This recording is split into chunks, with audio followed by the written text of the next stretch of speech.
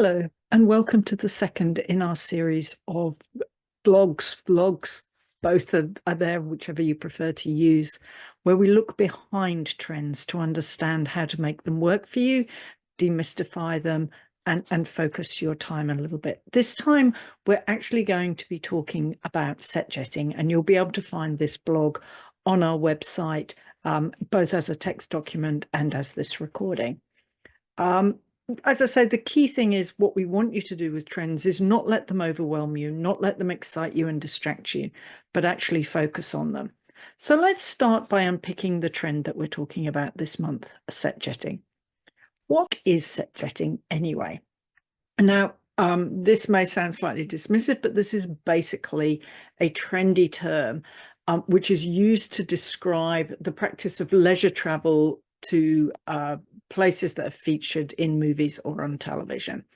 And it's definitely a trend that's much talked about at the moment. You'll see in the sharing that there is a link to a trend unpacked by Expedia, which also will give you a little bit more depth on this.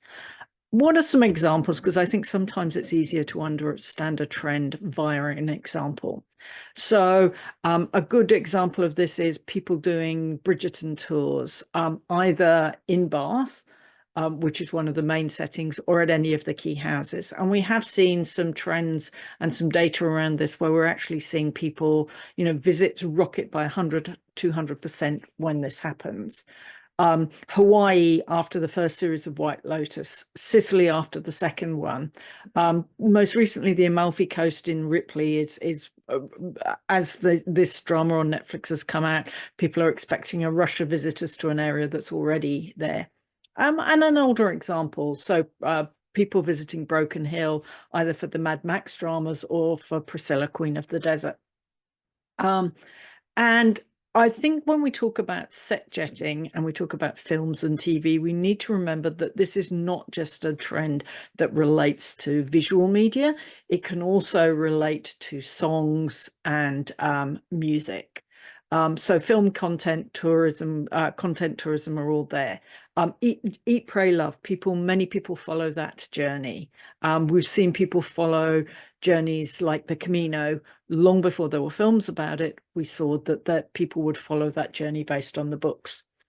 Now, I think, as I said, it's a trendy term, but it's not a new concept. Set jetting is not new. Visit Britain produced the first content maps, as far as we can see, back in 1991.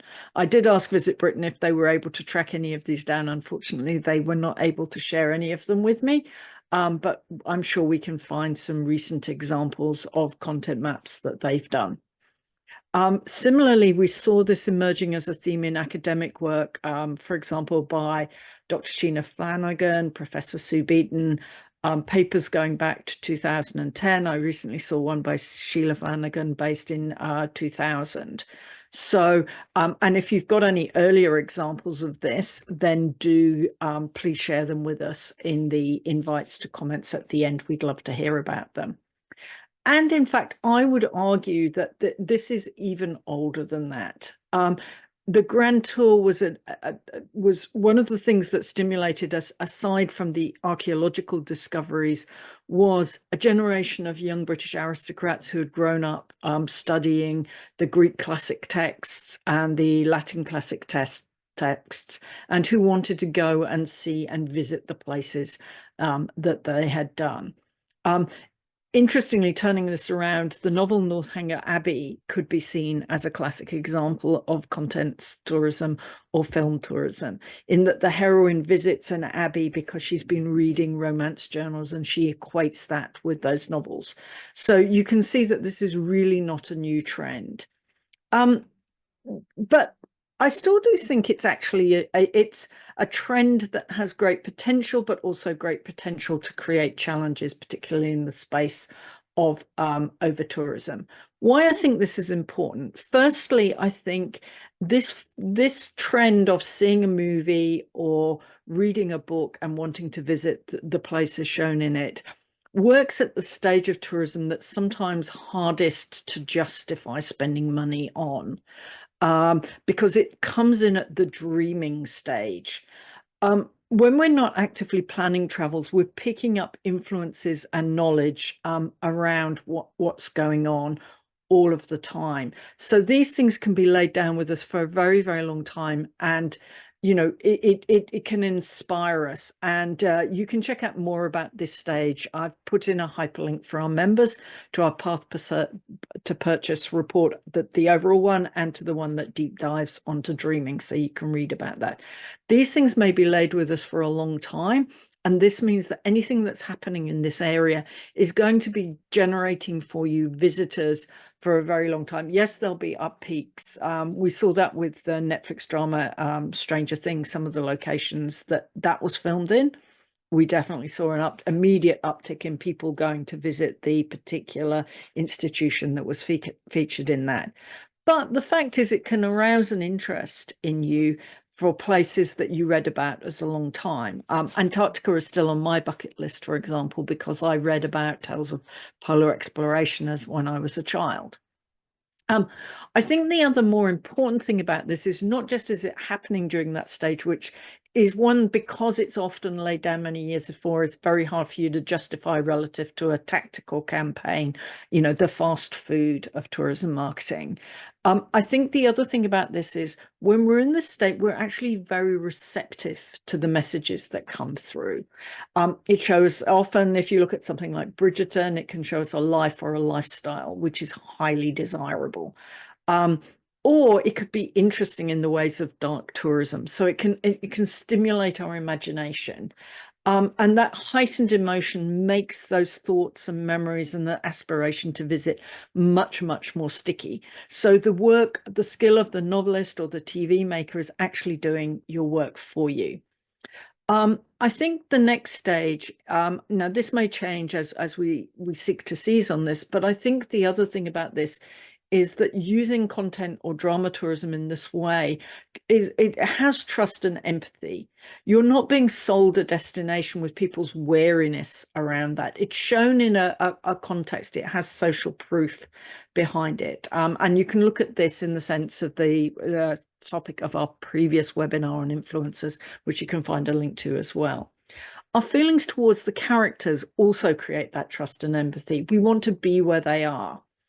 And now I mentioned that this is not just about books and film. A recent example that's really stood out is a Taylor Swift song where we've seen an upturn in visits to a pub in one of her songs simply because she references a place where she had a breakup. So the Swifties, which is of course currently one of the hottest trends in global marketing, they've gone to see that pub for themselves. It's created a way to do that. That's actually created jobs on the ground. The pub themselves is on the record as saying, and you can read the article we've posted, is on the record as saying they've actually had to lay on extra bar staff to deal with people.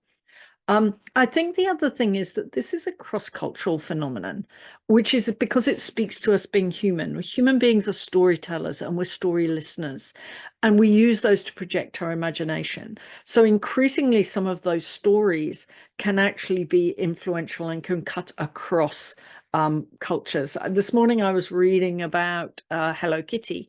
Hello Kitty is actually, she's a Japanese superstar who's actually British. So you look at that and you can see that that's something that cuts across cultures.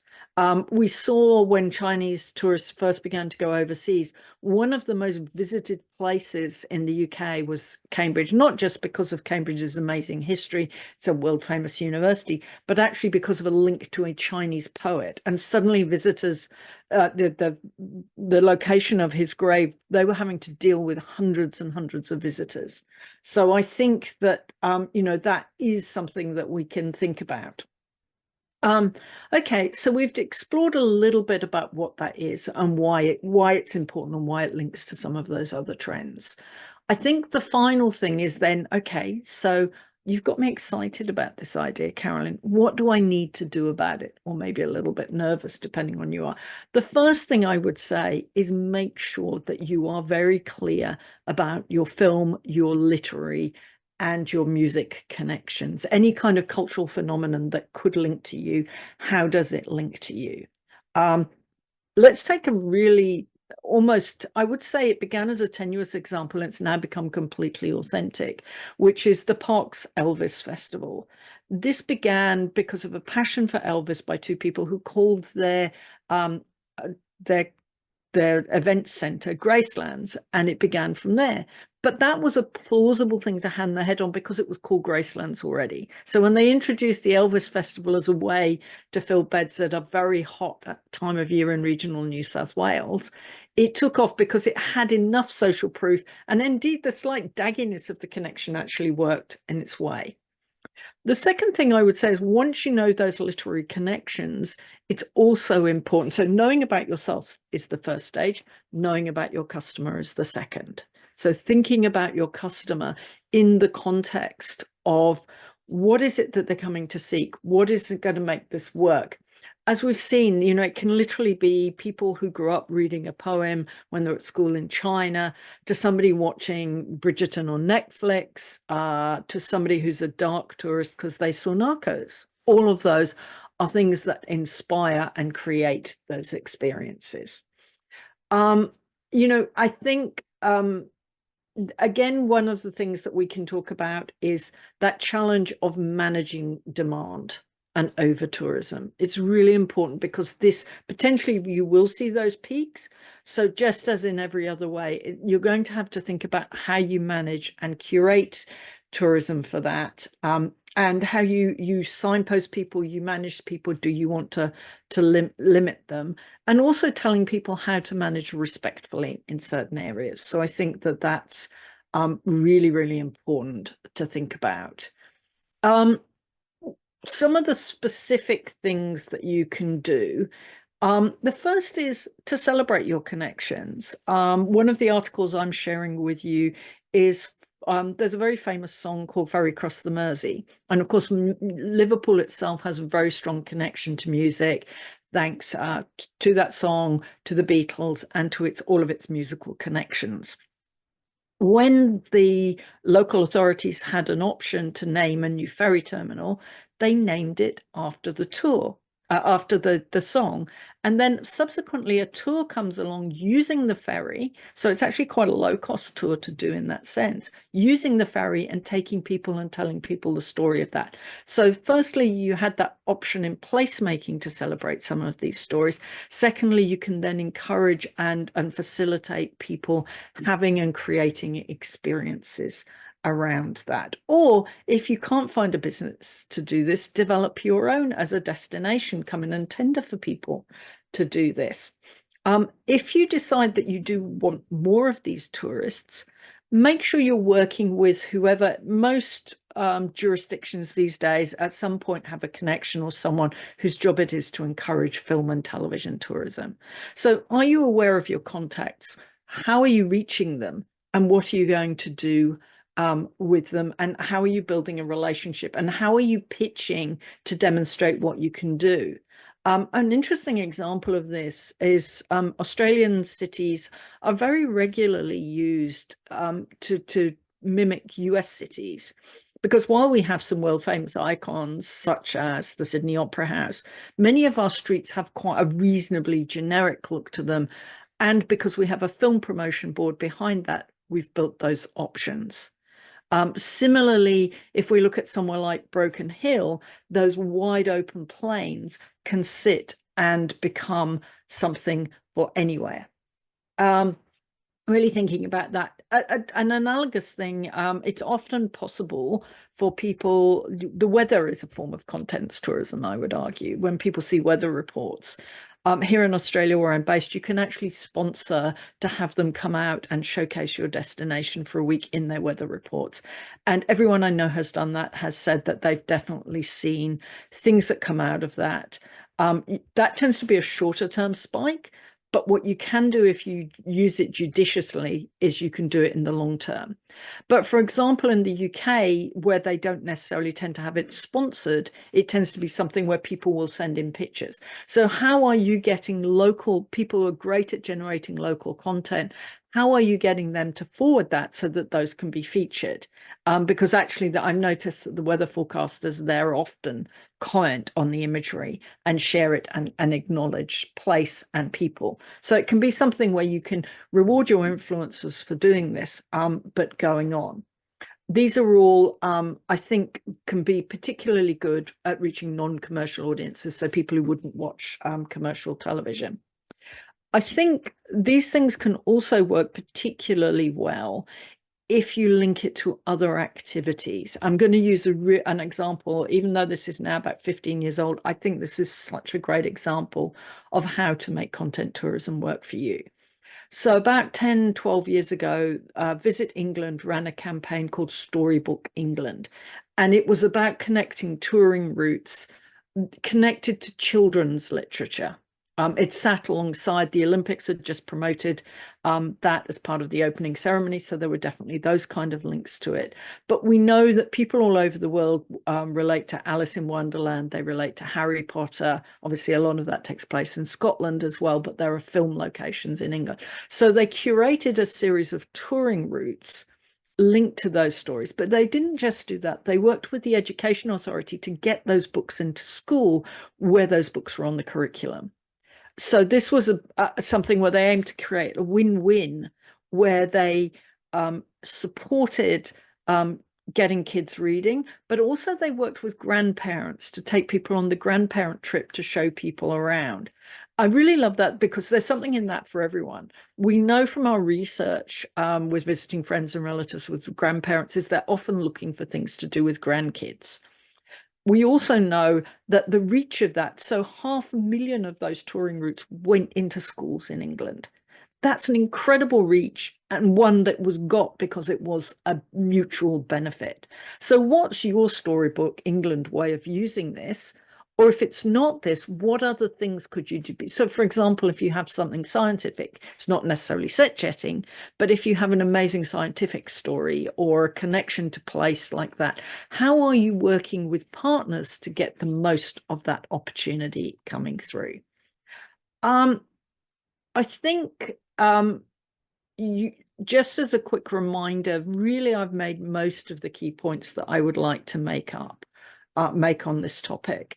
But I think one of the things is you can't ignore this. So if you're sitting there going, okay, they filmed something here, or there's a new book that come out that's set here, or we don't want anything to do with that, that won't work. You actually have to have a plan, even if your plan is around discouraging visitors or telling people how to do this and controlling it. Otherwise, it controls you. And if you refer to our blog piece on dark tourism, you'll see a parallel example of how that works, which is if you don't control the narrative, someone else will if there's a demand for those visitor experiences. So please make sure that you do that.